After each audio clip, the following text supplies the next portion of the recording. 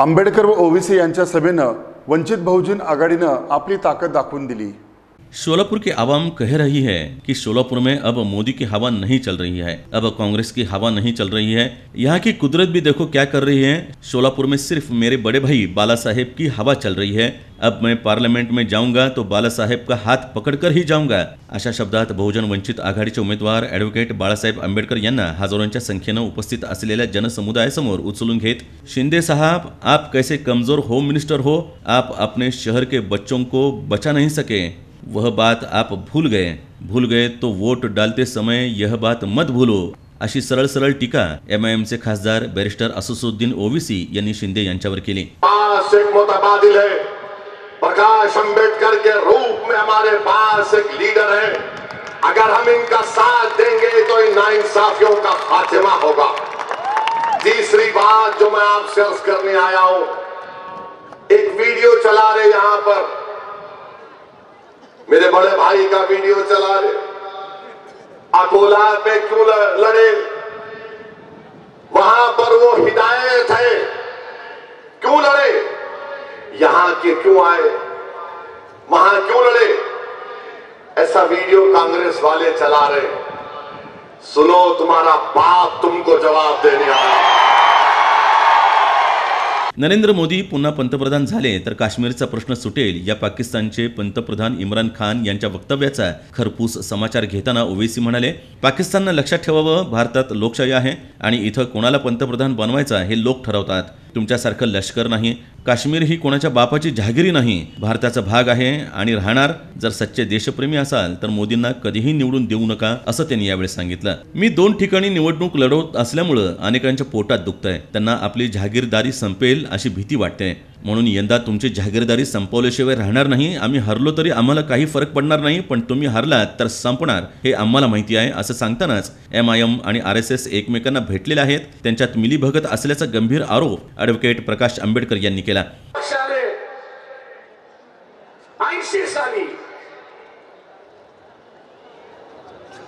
ठराव केला होता की संसदीय लोकशाही संपली पाहिजे आणि अध्यक्षीय लोकशाही आली पाहिजे। हा तुमचा ठराव तुम्ही विसरलेला असाल, पण आम्ही विसरलेलो नाही हे लक्षात, आम्ही विसरलेलो नाही हे लक्षात घ्या। संविधान वाचवणारच, पण त्याच्याच बरोबर ज्या आरएसएस ची तुम्ही लढायला तयार नाही आहात, ज्या आरएसएस ची तुम्ही लढायला तयार नाही आहात, ज्या सेनेबरोबर तुमची असणारी छुपी युती आहे, त्या आरएसएस ला सत्तेवरती आल्यानंतर आम्ही बंदिस्त केल्याशिवाय राहणार नाही हे आपण असं लक्षात। ठराव द्या म्हणून सांगतायत, माहिती द्या म्हणून सांगतात, 50 वर्ष सत मारलीत काय तेवढा असताना सांगा। सुशील कुमार शिंदे आपण गृहमंत्री होतात, आपण गृहमंत्री होतात, आरएसएस कडे AK-47 कशी गेली याचं पब्लिकली उत्तर द्या। तुम्ही गण कुठून आले ते असताना सांगा। साऱ्या माणसाला पिस्तूल मिळत नाही, साऱ्या माणसाला पिस्तूल मिळत नाही,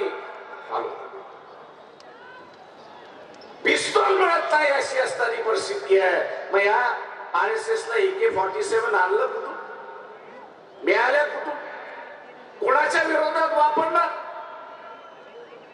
इथल्या दैत्यांच्या विरोधात वापरणार, इथल्या ख्रिश्चनांच्या विरोधात वापरणार, इथल्या मुसलमानांच्या विरोधात वापरणार, इथल्या लिंगायतांच्या विरोधात वापरणार, की कोणाच्या विरोधात वापरणार।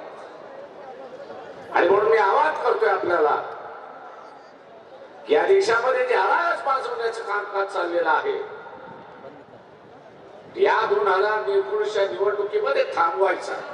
जे काँग्रेसवाले मी सोलापुरात जिंकून येऊ शकतो का असे विचारत आहेत, त्यांनी लक्षात घ्यावं, सोलापूर तर जिंकून दाखवेनच, सोबत अकोलाही जिंकून दाखवेन। संविधान संपवण्याची भाषा करणाऱ्या आरएसएस कडून संविधानाचं रक्षण तर करेनच, सोबत त्या आरएसएसचा बंदोबस्त केल्याशिवाय राहणार नाही, असा दावाही ॲडव्होकेट आंबेडकर यांनी यावेळी केला।